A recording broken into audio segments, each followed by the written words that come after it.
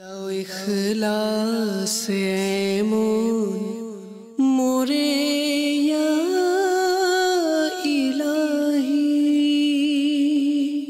আলহামদুলিল্লাহি রাব্বিল আলামিন ওয়াসসালাতু ওয়াসসালামু আলা সাইয়্যিদিল মুরসালিন আম্মা বা'দ ফাআউযু বিল্লাহি মিনাশ শাইতানির রাজীম বিসমিল্লাহির রহমানির রহিম। সকলে পড়ি আসসালাতু ওয়াসসালামু আলাইকা ইয়া রাসূলাল্লাহ, আসসালাতু ওয়াসসালামু আলাইকা ইয়া হাবিবাল্লাহ, আসসালাতু ওয়াসসালামু আলাইকা ইয়া নাবিয়াল্লাহ ওয়া আলা আলিকা ওয়া আসহাবিকা ইয়া নূরাল্লাহ।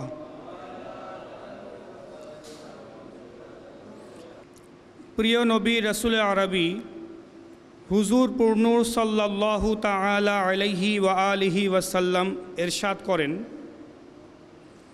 মান সাররাহু আন ইয়ালকাল্লাহা গাদান রাদিয়ান ফালইউকসিরিস সালাতা আলাইয়া। যে এটা পছন্দ করে যে আল্লাহ পাকের সমীপে উপস্থিত হওয়ার সময় আল্লাহ রাব্বুল আলামিন তার প্রতি যেন রাজি এবং খুশি থাকে, সন্তুষ্ট থাকে, তবে তার উচিত আমার প্রতি অধিক হারে দুরূদ শরীফ পাঠ করা। আসুন একত্রে আমরাও প্রিয় নবী সাল্লাল্লাহু আলাইহি ওয়াসাল্লামের উপর প্রথমে দুরূদ ও সালাম পাঠ করার সৌভাগ্য অর্জন করি। সল্লু আলাল হাবিব সাল্লাল্লাহু তাআলা আলা মুহাম্মদ সাল্লাল্লাহু আলাইহি ওয়াসাল্লাম সলাতাম ওয়া সালামান আলাইকা ইয়া রাসূলাল্লাহ। আল্লাহ সুবহানাহু ওয়া তাআলা 15তম পারার সূরা বনী ইসরাইলের 23 থেকে 25 নং আয়াতে মুবারাকাতে ইরশাদ করছেন, নিঃসন্দেহে বাবা মা পিতামাতা আল্লাহ পাকের মহান এক নেয়ামত। পিতামাতা মানব জীবনের অনেক বড় আশ্রয়স্থল। তারাই সে ব্যক্তিত্ব যারা প্রতিটি দুঃখ, কষ্ট, বিপদ, আপদ এবং দুঃসময় পিতামাতাকে মহান মর্যাদায় অধিষ্ঠিত করেছেন। পিতামাতার স্থান, মর্যাদা এবং সম্মান ও মহত্বের উপলব্ধি এই বিষয়টি দ্বারা করুন যে কোরআনে পাকে আল্লাহ পাক স্বীয় ইবাদতের আদেশ বর্ণনা করার সাথে সাথেই পরক্ষণেই পিতামাতার সাথে সদাচরণ ও কল্যাণ কামনা করার নির্দেশ দিয়েছেন। অর্থাৎ আল্লাহ তাবারাকা ওয়া তাআলা কোরআনে পাকে ইরশাদ করছেন, ওয়া কদা রব্বুকা আল্লা তা'বুদু ইল্লা ইয়াহু। তোমার প্রতিপালক নির্দেশ দিয়েছেন তোমরা তিনি ছাড়া অর্থাৎ আল্লাহকে ছাড়া অন্য কারো ইবাদত করবে না। এটা আল্লাহ তাআলার আদেশ। আল্লাহ তাআলা নিজের ইবাদতের ব্যাপারে বলছেন যে তোমরা আমার ছাড়া অন্য কারো ইবাদত করবে না। ওয়া বিল ওয়ালিদাইনি ইহসানা, এবং পিতামাতার প্রতি সদ্য ব্যবহার করবে। অর্থাৎ আল্লাহ সুবহানাহু ওয়া তাআলা নিজের ইবাদতের কথা বলার পরক্ষণেই পিতামাতার সাথে সদাচরণের কথা বলেছেন। এ দ্বারা বোঝা যাচ্ছে যে পিতামাতার সম্মান, মহত্ব এবং মর্যাদা কত বেশি। অতঃপর আল্লাহ তাআলা বিস্তারিতভাবে আলোচনা করেছেন। আল্লাহ তাবারাকা ওয়া তাআলা ইরশাদ করছেন, তাদের মধ্যে থেকে একজন অথবা উভয়, কিলাহুমা উভয় অথবা যে কোনো একজন তোমার জীবদ্দশায় যদি বার্ধক্যে উপনীত হয়, তোমার চোখের সামনে তুমি দেখছো যে তারা বয়স্ক হয়ে যাচ্ছে, তারা বৃদ্ধ হয়ে গেছে, তো তোমরা কি করবে? ফালা তাকুল্লাহুমা উফ, তখন তোমরা তাদের জন্য শব্দও ব্যবহার করবে না। শব্দ দ্বারা বোঝানো হচ্ছে তোমরা তাদের প্রতি বিরক্তিবোধ কোনো শব্দ ব্যবহার করবে না। তাই আল্লাহ তাআলা শব্দ ব্যবহার করেছেন। কি করছে এটা বাবা মা? কেন কথা আমার বুঝছে না? আরে দেখছে না আমি কাজ করছি, তারপরেও তার উপর দিয়ে আবার আদেশ দিচ্ছে আমাকে। অর্থাৎ বিরক্তবোধ শব্দ ব্যবহার করা যাবে না। ওয়ালা তানহারহুমা, এবং তাদেরকে ভৎসনা করবে না, ধমক দিবে না। ওয়াকুল্লাহুমা কওলান কারীমা, তাহলে তাদের সাথে কেমন আচরণ করব? তাদের সাথে কথা বলো সম্মানসূচক নম্রভাবে। আল্লাহ তাআলা বিস্তারিতভাবে আমাদেরকে এই আহকামটা বুঝিয়ে দিচ্ছেন যে পিতামাতার সাথে কেমন আচরণ করবে আর কেমন আচরণ করবে না। ওয়াকফিদ লাহুমা জানাহা যুল্লি মিনার রহমা, তাদের জন্য সদয়ভাবে নম্রতার বাহু প্রসারিত করে দাও, নম্রতার বাহু বিছিয়ে দাও। ওয়াকুর রব্বির হামহুমা কামা রব্বায়ানি সগীরা, এবং তাদের জন্য এইভাবে বলো, তাদের জন্য এইভাবে আমার কাছে দোয়া করো। কিভাবে? হে আমার প্রতিপালক, তাদের প্রতি দয়া করো যেমনইভাবে তারা আমাকে শৈশবে লালন পালন করেছিল। রব্বির হামহুমা কামা রব্বায়ানি সগীরার অর্থ কি? আল্লাহ, তারা যেভাবে ছোটোবেলায় আমাকে লালন পালন করেছিল ঠিক সেভাবে তুমি তাদের উপর দয়া করো। রব্বুকুম আ'লামু বিমা ফি নুফুসিকুম, তোমাদের প্রতিপালক খুব ভালোই জানেন যা তোমাদের অন্তরে রয়েছে। ইন তাকুনু সলিহিনা ফা ইন্নাহু কানা লিল আওয়াবিনা গফুরা, তবে যারা বারবার আল্লাহ তাআলার দিকে ফিরে আসে তিনি তো তাদের প্রতি পরম ক্ষমাশীল। এই আয়াতে মুবারাকা যা আমরা এখন শুনলাম, এই আয়াতে মুবারাকার তাফসির করতে গিয়ে মুফাসসিরিনে কেরামগণ ইরশাদ করেন, যখন পিতা মাতা অতিশয় দুর্বল হয়ে পড়ে, অঙ্গ প্রত্যঙ্গ শক্তিহীন হয়ে পড়ে, এবং যেভাবে তুমি শৈশবে তাদের নিকট শক্তিহীন ছিলে, দুর্বল ছিলে, তদ্রূপ তারা শেষকালে তোমার নিকটে যখন শক্তিহীন এবং দুর্বল হয়ে পড়ে, তাহলে এমন কোনো শব্দ মুখ থেকে তাদের জন্য উচ্চারণ করো না যা দ্বারা এটা বোঝা যায় যে তাদের দিক থেকে তুমি মানসিকভাবে কিছুটা বিরক্ত বোধ করছো। মুফাসসিরিনে কেরামগণ ইরশাদ করেছেন। এবং তাদের ভৎসনা করবে না, তাদের সাথে উচ্চস্বরে কথা বলো না, বরং পরম সৎ চরিত্রের সাথে পিতামাতার সাথে এমনভাবে কথা বলো যেমন দাস সেবক তার মুনিবের সাথে কথা বলে। তাদের সাথে বিনয় নম্রতার সুলভ আচরণ করো, এবং তাদের সাথে ক্লান্তিকর অবস্থায় মমতা ও ভালোবাসা সূচক ব্যবহার করো। আল্লাহ তাবারাকা ওয়া তাআলা আমাদের পূর্বেকার যারা সম্প্রদায় বা যারা উম্মতি বনি ইসরাইল বা আদম আলাইহিস সালাম থেকে শুরু করে বনি ইসরাইল পর্যন্ত, অর্থাৎ যারা আমাদের পূর্বেকার উম্মতি, যারা আমাদের পূর্বেকার সম্প্রদায়, তাদের সকলকে আল্লাহ তাবারাকা ওয়া তাআলা আদেশ দিয়েছিলেন যে তোমরা আমার ইবাদত করো এবং পিতামাতার সাথে সদাচরণ করো।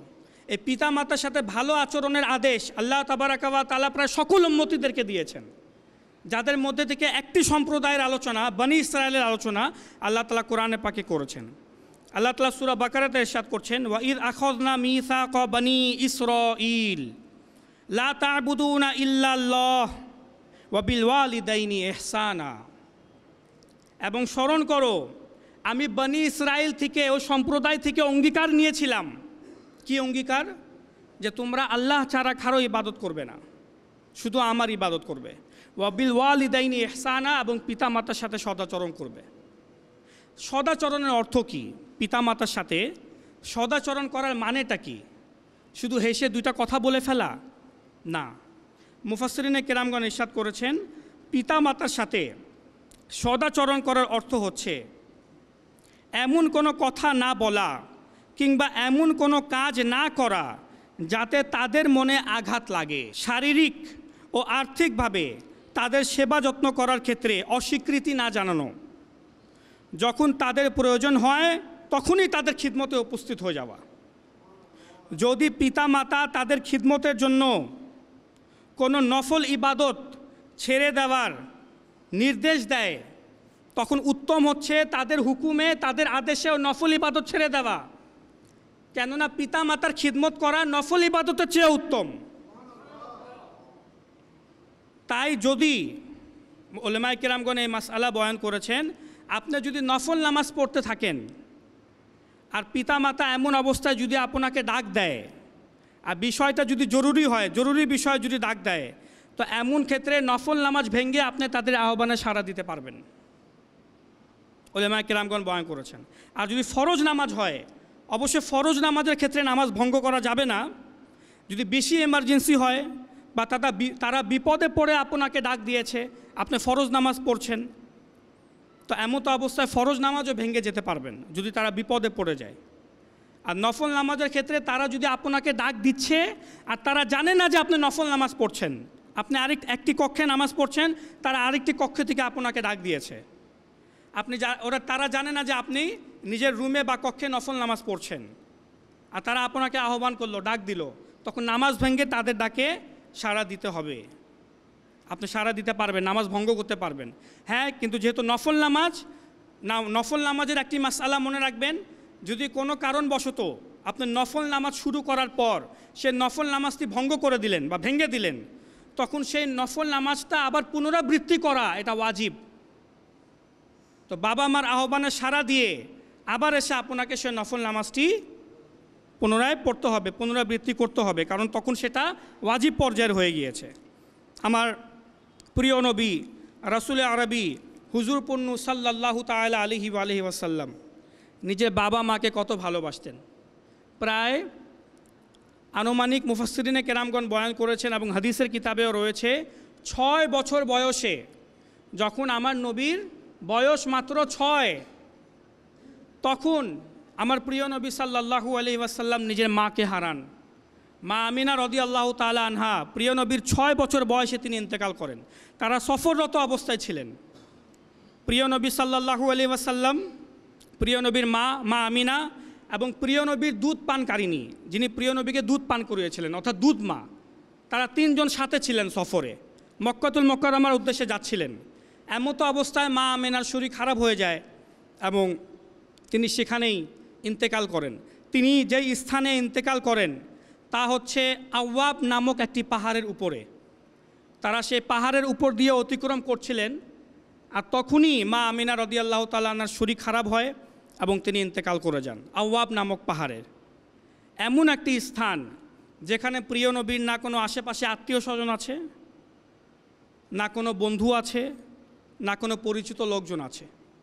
এমন অবস্থায় তার মায়ের ইন্তেকাল হয়েছে। সাথে কে? প্রিয় নবীর দুধ পানকারিনী, যিনি দুধ মা। তো ওই 6 বছর বয়সের ছোট শিশু আমার প্রিয় নবী এবং দুধ মা, তারা 2 জন মিলে পাহাড়ের উপরে কোনোভাবে মা আমিনা রাদিয়াল্লাহু তাআলা আনহাকে দাফন করলেন। যখন অনেক সময় অতিবাহিত হয়ে গেল, ওই দুধ মা দেখলেন 6 বছরের শিশু মুহাম্মদ সাল্লাল্লাহু আলাইহি ওয়াসাল্লাম কোনো কিছু আহার করেন নাই। তো তিনি পাহাড় থেকে নিচে নেমে কিছু খাবার আনতে গেলেন। যখন তিনি খাবার নিয়ে আসলেন, পাহাড়ের উপরে চড়লেন, তো দেখলেন যে প্রিয় নবী সাল্লাল্লাহু আলাইহি ওয়াসাল্লাম 6 বছরের শিশু তখন তিনি। আমার প্রিয় নবী নিজের মায়ের কবরে এইভাবে হাত রেখে এবং মাথাকেও মাটির উপর রেখে তিনি শুয়ে আছেন নিজের মায়ের কবরের উপর, আর অঝর নয়নে কাঁদছেন আর বলছেন, হে আমার মা, যদি তুমি আমাকে ছেড়ে চলে গেলে কেন? আমার আর কে আছে পৃথিবীতে? তখন তো মাত্র 6 বছরের শিশু, তিনি মনে করছেন যে আমার কেউ নাই আর পৃথিবীতে। মা, তুমি আমাকে ছেড়ে চলে গেলে আমার পৃথিবীতে আর কেউ আছে? পিতার মুখ তো আমি শুরু থেকেই দেখি নাই, আব্দুল্লাহ রাদিয়াল্লাহু তাআলা আনহু, তাকে তো আমি শুরু থেকেই দেখি নাই, আর মা তুমি আমাকে এ বয়সে ছেড়ে চলে গেলে। আর ঠিক তার 57 বছর পর, অর্থাৎ যখন প্রিয় নবী সাল্লাল্লাহু আলাইহি ওয়াসাল্লামের বয়স 57, প্রিয় নবীর বয়স 57, 57 বছর বয়সে আমার প্রিয় নবী সাল্লাল্লাহু আলাইহি ওয়াসাল্লাম ওই একই রাস্তা দিয়ে, ওই পাহাড় আওয়াব নামক পাহাড়ের রাস্তা দিয়ে অতিক্রম করছিলেন। আমার প্রিয় নবী যখন ওই পাহাড়কে দেখলেন, আওয়াব পাহাড়কে, তখন নিজের উটের দিককে তিনি পরিবর্তন করে দিলেন, অর্থাৎ পাহাড়ের দিকে গেলেন, উটকে বসালেন নিচে এবং নিজে পাহাড়ের উপর চড়লেন, তিনি উঠলেন এবং নিজের মায়ের কবরের পাশে বসে, বয়স কত তখন? 57, প্রায় 57 বছর বয়স। এমন অবস্থায় পাহাড়ের উপর চড়ে নিজের মায়ের কবরের পাশে গিয়ে বসলেন, আর বসে গেলেন তিনি। সাহাবী বলেন, রিওয়ায়াতকারী বলেন যে আমরা সাথে ছিলাম আর দেখলাম যে আমাদের প্রিয় নবী নিজের মায়ের কবরের সামনে বসে পড়লেন, আর বসে পড়ে অঝর নয়নে কাঁদলেন, আর কেঁদে কেঁদে বলতে লাগলেন, মা, যদি আজ তুমি থাকতে কত না ভালো হইতো। আজ যদি তুমি থাকতে, তুমি আমাকে নিজের ঘর থেকে আহ্বান করতে, হে মোহাম্মদ, আর এমন অবস্থায় যদি আমি নফল নামাজে থাকতাম, আমার নামাজ ভেঙে তোমার আহ্বানে সাড়া দিতাম। প্রিয় নবী বলছেন, নিজের আকাঙ্ক্ষা প্রকাশ করছেন যে কত ভালো হতো, কত সুন্দর দৃশ্য হতো, আমি নামাজ পড়তে থাকতাম, তুমি আমাকে ঘর থেকে ডাক দিতে, আমি নামাজ ভেঙে দৌড় দিতাম, কিন্তু তুমি নাই। তো প্রিয় নবী সাল্লাল্লাহু আলাইহি ওয়াসাল্লাম নিজের মাকে, বাবাকে কত ভালোবাসতেন, তাই তিনি আমাদেরকেও আহ্বান করে গিয়েছেন, আমাদেরকেও সে উপদেশ দিয়ে গিয়েছেন যেন আমরাও পিতামাতাকে ভালোবাসি, পিতামাতার গুরুত্ব দেই। যাদের পিতামাতা এখনও জীবিত আছে তাদেরকে সম্মান দেই, তাদেরকে ভালোবাসা দেই, তাদের কথা শুনি, তাদের আনুগত্য করি, বিরক্তকর শব্দ যেন ব্যবহার না করি, ধমক যেন না দেই। আমাদেরকে মনে রাখতে হবে যে আমাদের পিতামাতা আমাদের জন্য কত কষ্ট করেছেন। হ্যাঁ, পিতামাতার সকল কথা শুনতে হবে, কয়েকটি কথা ব্যতীত। আল্লাহ তাবারাকা ওয়া তাআলা কোরআনে পাকে ইরশাদ করেছেন, ওয়া ওয়াসাইনাল ইনসানা বিওয়ালিদাইহি হুসনা ওয়া ইন জাহাদাকা লিতুশরিকা বি মা লাইসা লাকা বিহি ইলম ফালা তুতিহুমা। অর্থাৎ আমি মানুষ জাতিকে, আল্লাহ তাআলা ইরশাদ করছেন, আমি মানুষ জাতিকে এই উপদেশ দিয়েছি, এই নির্দেশ দিয়েছি, এই আদেশ করেছি যেন তারা অবশ্যই নিজের পিতামাতার সাথে ভালো আচরণ করে। ওয়া ইন জাহাদাকা, হ্যাঁ, যদি তারা অর্থাৎ পিতামাতা নিজের সন্তানদেরকে বা সন্তানদের উপর বল প্রয়োগ করে, লিতুশরিকা, আমার সাথে শিরিক করার জন্য, আমার সাথে শিরিক করার জন্য যদি বল প্রয়োগ করে, আমার ব্যতীত অন্য কারো ইবাদত করার জন্য বল প্রয়োগ করে, ফালা তুতিহুমা, তাহলে তাদের কথা শুনবে না। যেখানে আল্লাহর অবাধ্যতার কথা চলে আসবে সেখানে পিতামাতার কথা শোনা যাবে না। এখন পিতামাতা বলল দাড়ি মুন্ডন করো, তো দাড়ি রাখা ওয়াজিব, এটা আল্লাহর হুকুম আহকাম, তো এমন ক্ষেত্রে পিতামাতার কথা শোনা যাবে না। নামাজ কাজা করো, নামাজ পড়ো না, এই ক্ষেত্রে পিতামাতার কথা শোনা যাবে না, কারণ নামাজ ফরজ, এখানে আল্লাহর বিধান চলে এসেছে। যেখানে অকাট্যভাবে আল্লাহর বিধান চলে আসবে সেখানে পিতামাতার কথা শোনা যাবে না। এমনকি আমাদের ইসলাম কত সুন্দর দেখুন, ইমামে আহলে সুন্নাত আশা ইমাম আহমদ রেজা খান ফাজিলে বেরেলভি রহমতুল্লাহি তাআলা আলাইহি, তিনি ইরশাদ করেন, যদি পিতামাতার মাঝে পরস্পর মনোমালিন্য হয় বা পিতামাতা যদি পরস্পর ঝগড়া করে, তা হইতেই পারে, অনেক ঘরে হয়, তখন সন্তানের অনুমতি নাই যে সে যে কোনো একজনের পক্ষ নিবে। সে মায়ের পক্ষ নিয়ে পিতার সাথে ঝগড়া করবে, পিতার সাথে বেয়াদবি করবে, কঠোর শব্দ ব্যবহার করবে, পিতার প্রতি অনুমতি নাই। যদি মা বলে যে পিতার উপর আঘাত করো, পিতার সাথে কঠোর আচরণ করো, পিতার সাথে খারাপ ব্যবহার করো, তাকে ধাক্কা দাও, তাকে বাধা দাও, আঘাত করো তাকে, বা পিতা যদি এ কথা বলে মাকে কষ্ট দাও, তার সাথে কঠোর আচরণ করো, বেয়াদবি করো, আমার পক্ষ নাও, তো এমন ক্ষেত্রে যদি একজনের পক্ষ নিতে গিয়ে আরেকজন যদি কষ্টও পায় বা অসন্তুষ্ট হয়, বা মানে পক্ষ না নিতে গেলে আরেকজন কষ্ট পায় বা অসন্তুষ্ট যদি হয়, তাহলে অসন্তুষ্ট হইতে দেন, পক্ষ নেওয়া যাবে না। এখন আপনি বাবার বিপক্ষে কোনো কথা বলছেন না, মা কষ্ট পাচ্ছে, তো তাকে অসন্তুষ্ট হতে দিতে হবে, কিন্তু বাবার সাথে বেয়াদবি করা যাবে না। বাবা কষ্ট পাচ্ছে, কেন আমার সন্তান নিজের মায়ের সাথে বেয়াদবি করছে না, তাকে কিছু বলছে না কেন, তো বাবাকে অসন্তুষ্ট হতে দিতে হবে। এভাবে মায়ের সাথে বেয়াদবি করা যাবে না, কারণ হাদিসে মুবারাকাতে রয়েছে, আমার প্রিয় নবী সাল্লাল্লাহু আলাইহি ওয়াসাল্লাম ইরশাদ করেছেন, বাবা মা দুইজনই সন্তানের জন্য জান্নাত, আবার দুইজনই সন্তানের জন্য জাহান্নাম, দোজক। যে কোনো একজনকেও অসন্তুষ্ট করে আপনি জান্নাতে যেতে পারবেন না, তাই যে কোনো একজনের পক্ষ নেওয়া যাবে না। আচ্ছা, অনেক ক্ষেত্রে আবার এমনও হয়, অনেক নাজুক প্রকৃতির কিছু সন্তানেরা আছে যারা স্ত্রীর পক্ষে নিয়ে বাবা মাকে কষ্ট দিয়ে থাকে। অনেক ক্ষেত্রে আবার এমনও হয়, স্ত্রীর ছোট ছোট কথায় স্ত্রীকে কোনো কষ্ট দেওয়া যাবে না। বাবা মা মারা যাক, কোনো সমস্যা নেই, বাবা মার কষ্ট হোক, কোনো সমস্যা নেই, কিন্তু স্ত্রীকে কোনো কষ্ট দেওয়া যাবে না। স্ত্রীর ভালোবাসা বেশি ভালো লাগে। এখন বাবা মা ছোটোবেলা থেকে যে বড় করে লালন পালন করে এত বড় করেছে আমাকে, এটা আমার ভালো লাগে না। এখন স্ত্রীর ভালোবাসা ভালো লাগে, তো স্ত্রীর বিপক্ষে যাওয়া যাবে না। স্ত্রীকে খুশি করার জন্য, নাউযুবিল্লাহ মিন যালিক, সবার কথা বলছি না, যারা করে তাদের কথা বলছি। স্ত্রীকে খুশি করার জন্য অনেকে বাবা মার উপর আঘাত করে, স্ত্রীকে খুশি করার জন্য অনেকে বাবা মাকে ওল্ড হাউসে রেখে আসে, স্ত্রীকে খুশি করার জন্য অনেকে বাবা মাকে কষ্ট দেয়, খরচ দেওয়া বন্ধ করে দেয়, স্ত্রীর সাথে বাবা মার সাথে খারাপ আচরণ করে স্ত্রীকে খুশি করার জন্য। এটা ঠিক না, এটা হারাম এবং নাজায়েজ কাজ। যেমন বর্ণিত আছে, এক যুবকের হৃদযন্ত্রের ক্রিয়া বন্ধ হয়ে যায়, অর্থাৎ সহজ ভাষায় তার হার্ট অ্যাটাক আসলো, তার হার্ট অ্যাটাক হলো, অবস্থা খুবই সংকটাপন্ন ছিল, প্রাণ বের হওয়ার উপক্রম ছিল, সে নাক দিয়ে হৃদয় বিদারক আওয়াজ বের করছিল, চেহারা নীল বর্ণের হয়ে গেল এবং চোখ বাইরে বের হয়ে যেত। এই অবস্থায় 2 দিন অতিবাহিত হয়ে গেল। এই হৃদয় বিদারক আওয়াজ ভয়ঙ্কর চিৎকারে পরিণত হইল। ওয়ার্ডের অন্যান্য রোগীরা তার এরকম ভয়ঙ্কর আওয়াজ শুনে তারা পালাতে লাগলো। সুতরাং তাকে ওয়ার্ড থেকে দূরে আলাদা একটি ঘরে পরিবর্তন করে দেওয়া হলো।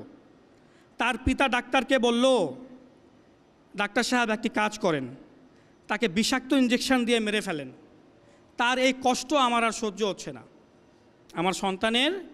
আমার পুত্র সন্তানের এই কষ্ট আমার সহ্য হচ্ছে না, তাকে বিষাক্ত ইঞ্জেকশন দিয়ে মেরে ফেলেন। ডাক্তাররা জিজ্ঞাসা করে যে তার এই মর্মান্তিক অবস্থা হইল কিভাবে, সে কি কোনো খারাপ কাজ করেছে? এইরকম রোগী তো আমরাও কখনো দেখি নাই। তো পিতা বিরক্তকর সুরে বললেন, এই ছেলে তার স্ত্রীকে খুশি করার জন্য স্ত্রীকে খুশি করতে গিয়ে নিজের মাকে মারধর করত এবং আমি তাকে বাধা দিতাম। আমি পিতা বয়স্ক বৃদ্ধ, চেষ্টা করতাম কোনোভাবে থামাইতে। তো আমার মনে হচ্ছে এখন এরই শাস্তি সে ভোগ করছে। হুজুর, আপনি কোনোভাবে তাকে একটু কন্ট্রোল করার চেষ্টা করেন।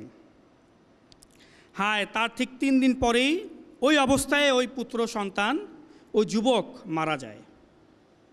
তো আলা হযরত রহমতুল্লাহি তাআলা আলাইহি ইরশাদ করেন, যে সন্তান পিতা মাতার সাথে খারাপ আচরণ করে বা পিতা মাতাকে কষ্ট দিয়ে তাদের বদুয়া নেয়, তারা তাদের পরিণাম দুনিয়াতেই পেয়ে যায়।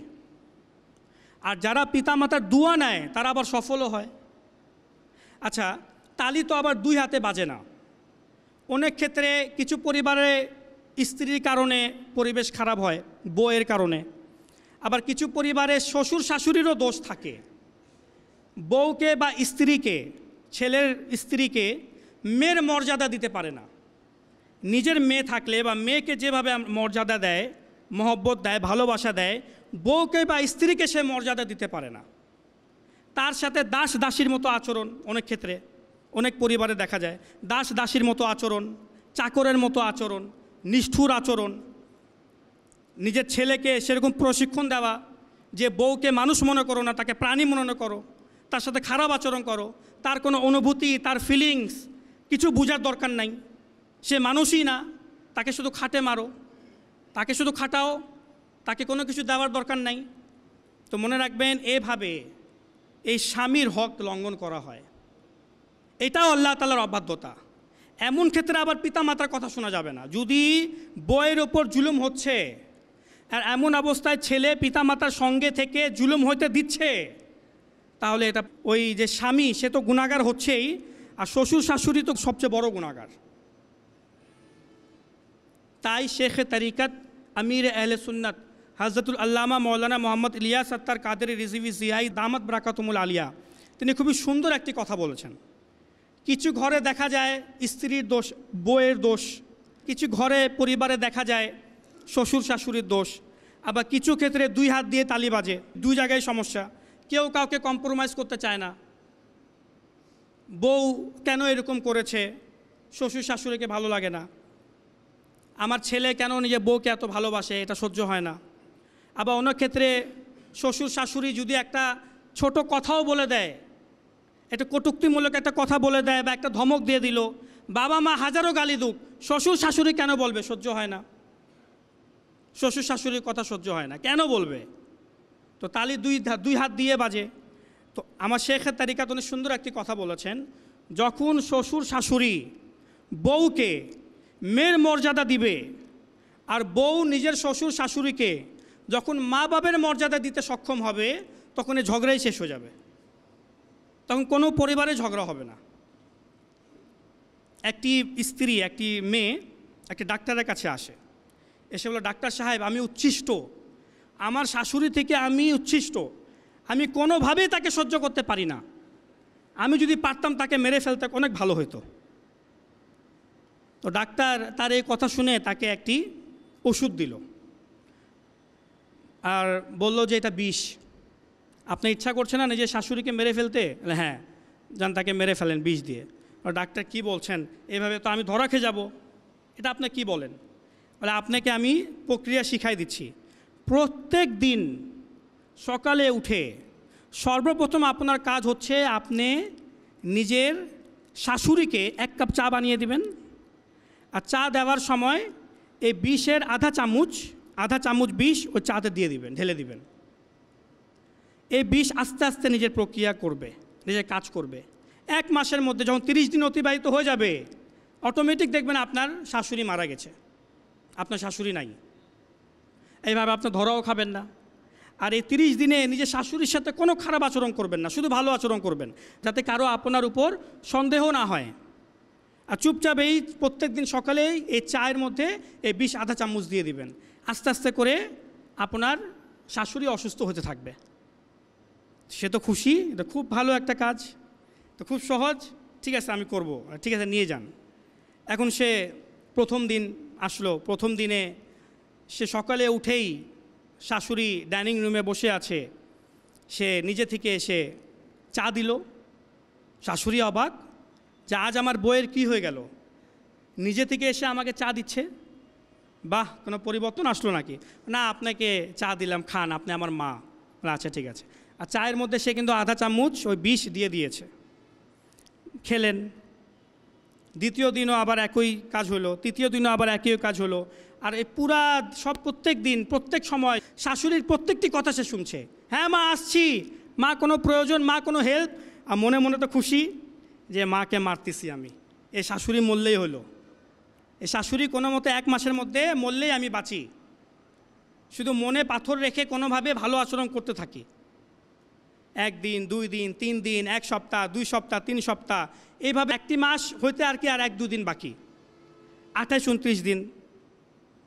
এখন ওই মেয়ে আবার ডাক্তারের কাছে আসলো, এসে বললো, ডাক্তার সাহেব অনেক বড় একটা ভুল হয়ে গেছে আমার থেকে। বলে কি ভুল? আমি তো আমার শাশুড়িকে এতদিন ধরে যে বিষ দিচ্ছি, আমার শাশুড়ি তো আর বাঁচবে না। তো আপনি তো এটাই চাচ্ছেন না, এটাই তো চাচ্ছিলেন যে আপনার শাশুড়ি মারা যাক। বলে আমি চাচ্ছিলাম, কিন্তু এখন চাই না। আমি আমার শাশুড়িকে এত ভালোবাসা দিয়েছি, এর বিনিময়ে আমার শাশুড়ি আমাকে এত ভালোবাসে, আমার শাশুড়ি আমার সাথে এত ভালো আচরণ করে, আমি এখন বুঝতে পেরেছি দোষটা আমার মধ্যে ছিল। আমি এতদিন আমার শাশুড়ি আমাকে 2টা কথা বললেও আমি সহ্য করতাম না, কিন্তু এখন যখন আমার শাশুড়ির কথাকে সহ্য করা শুরু করলাম, তার পরিবর্তে আমি তাকে ভালোবাসা দিলাম, এখন থেকে সে আমাকে নিজের মেয়ের চেয়েও বেশি ভালোবাসে। মেয়েকে অত প্রাধান্য দেয় না যত প্রাধান্য আমাকে দেয়। আর আমার এই শাশুড়িকে আমি মেরে ফেলতে চাই না, ডাক্তার সাহেব কিছু করেন, আমার থেকে অনেক বড় একটা ভুল হয়ে গেছে। তখন ডাক্তার সাহেব মুচকি হেসে বললেন, যান, আপনার শাশুড়ির কিছুই হবে না, আপনার শাশুড়ি সহি সালামতে থাকবে। বলে কেন? বলে আমি আপনাকে বিষ দিই নাই, আমি আপনাকে যা দিয়েছিলাম সেটা চিনি গুঁড়া ছিল। আপনি প্রত্যেক দিন চায়ে ওই চিনি গুঁড়াই মিলাইতেন চাকে মিষ্টি করার জন্য। আমি এর জন্যই আপনাকে এটা বলেছিলাম, যাতে করে আপনি বুঝতে পারেন যে আপনার মধ্যেও দোষ আছে। তালি প্রত্যেক দিন 1 হাতে বাজে না, তালি 2 হাতে বাজছিল। দোষ যে আপনার আছে এটা যদি আপনাকে বুঝাইতাম, আপনি তা বোঝার চেষ্টা করতেন না। তাই আমি প্র্যাকটিক্যালি আপনাকে দেখালাম। আপনি ধৈর্য ধারণ করেছেন, শাশুড়ির সাথে ভালো আচরণ করেছেন, ভালোবাসা দিয়েছেন, বিনিময়ে আপনিও ভালোবাসা পেয়েছেন। এখন আপনার শাশুড়ি নিজের মেয়ের থেকেও বেশি আপনাকে ভালোবাসে। যান, ভালো থাকেন, সুখে থাকেন। কত সুন্দর একটি ঘটনা না? তাই প্রত্যেক মা বোনকে বলবো যে আমরা যেন ভালোবাসা, এটাই আমাদের ইসলামের আদেশ, আমার প্রিয় নবীর শিক্ষা, প্রশিক্ষণ। যেখানে আপনি ভালোবাসা দিবেন, আপনি ভালোবাসা পাবেন। যেখানে আপনি অহংকার নিয়ে আসবেন, ইগো নিয়ে আসবেন, নিজের স্ট্যাটাস নিয়ে আসবেন, তখন ঝামেলাই আর ঝামেলা হবে, তখন সেখানে আর শান্তি থাকবে না। তো কথা শুরু হয়েছিল সন্তানকে কেমন হওয়া উচিত পিতামাতার সাথে। তো এই ক্ষেত্রে সন্তানকে উচিত শ্বশুর শাশুড়ি হোক, বাবা মা হোক বা বউ হোক, দুই ক্ষেত্রে ব্যালেন্স করা, দুইজনের মাঝে ভালোবাসা তৈরি করা, এমন কোনো কাজ না করা যা দ্বারা বাবা মা কষ্ট পায়। আবার বাবা মার পক্ষ নিয়ে বউকেও কষ্ট দেওয়া যাবে না, তার উপর জুলুম করা যাবে না। এটা একটা পরীক্ষা, বাস এটা মেনে নিতে হবে। প্রত্যেক ছেলের জন্য, প্রত্যেক ছেলে সন্তানের জন্য এটা একটা পরীক্ষা। এই দুই দিকে ব্যালেন্স করে নিজের জীবনকে চালানো, যেটা বাবা মাও আমার থেকে কষ্ট না পায়, স্ত্রীও আমার থেকে কষ্ট না পায়। ইনশাআল্লাহ এটা সওয়াব পাবে, এতে প্রতিদান পাবে, সওয়াব পাবে, আল্লাহ তাআলা উত্তম প্রতিদান দেবে। আর বাবা মার ক্ষেত্রে কোনো প্রকারের এমন কাজ করা যাবে না যাতে বাবা মা কষ্ট পায়। এমন অসংখ্য ঘটনা আছে, রিওয়ায়াত আছে যে যারা এই পৃথিবীতে বাবা মাকে মূল্যায়ন করেছে তারা পৃথিবীতে অনেক সফলকামী হয়েছে, অনেক মর্যাদা পেয়েছে তারা। আল্লাহ তাবারাকা ওয়া তাআলা তাদেরকে খুব ভালো রেখেছে। একটি বইতে পড়েছি 27 বছর বয়সে, ছেলের বয়স 27 বছর বয়সে নিজের বাবাকে মেডিকেলে ভর্তি করলো, হাসপাতালে। বাবার অবস্থা খুব খারাপ, ছোট ছেলে ছিল সে, বাবার সবচেয়ে ছোট ছেলে, আর ছোট ছেলে হিসাবে বয়স 27, হাসপাতালে ভর্তি করলো। প্রায় 13 বছর তার বাবা হসপিটালে ছিল, আর 13 বছর সে বাবার সাথেই হসপিটালে ছিল, বাবার খিদমতে। একদম হসপিটালের মধ্যে জানাজানি হয়ে যায় যে এই ছেলে তার বাবার সাথে হসপিটালে কাটিয়ে দিল। দুনিয়ার কি অবস্থা, কি হচ্ছে না হচ্ছে কোনো কিছুর খবর নাই। তার আত্মীয় স্বজন, তার কাজিনরা, অন্যান্য ভাই বোনেরা একদম আগে যায় নিজের ক্যারিয়ারে, কিন্তু তার কোনো গতি হয় নাই, সে বাবার খিদমতে ছিল। কিন্তু আল্লাহ তাবারাকা ওয়া তাআলা দয়া দেখুন, 13 বছর অতিবাহিত হয়ে যাওয়ার পর তার বাবা মারা যায়। তখন তার বয়স হয় 40 বছর বয়সে হসপিটাল থেকে সে বের হয়, আর তখন সে নিজের ক্যারিয়ার শুরু করে।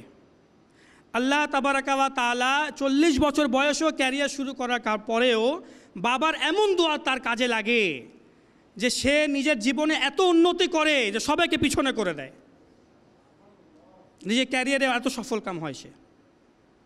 এমন সব সন্তানদের স্টোরি, ঘটনা কিতাবে রয়েছে, বাস্তবে রয়েছে, যারা পিতামাতার খিদমত করে আল্লাহ তাবারাকা ওয়া তাআলা দরবারে মহান মর্যাদা অর্জিত করেছে, পৃথিবীতেও সুনাম অর্জন করেছে পিতামাতার খিদমত করে। পিতামাতাকে মূল্যায়ন করা উচিত, পিতামাতাকে সম্মান দেন, পিতামাতার ভালোবাসা দেন। পিতামাতা যদি কোনো কাজের জন্য ডাকে তা দ্বিধাবোধ করা উচিত না। আল্লাহ রাব্বুল আলামিন আমাদেরকে পিতামাতাকে সম্মান করা এবং তাদের প্রতি আনুগত্য এবং সদ্ব্যবহার করা তৌফিক দান করুক। আমিন বিজাহিন নবিয়িল আমিন সাল্লাল্লাহু তাআলা আলাইহি ওয়া আলিহি ওয়া সাল্লাম। সাল্লু আলাল হাবিব সাল্লাল্লাহু তাআলা আলা মুহাম্মদ সাল্লাল্লাহু আলাইহি ওয়া সাল্লাম। দাও ইখলাস এমন মোরে ইয়া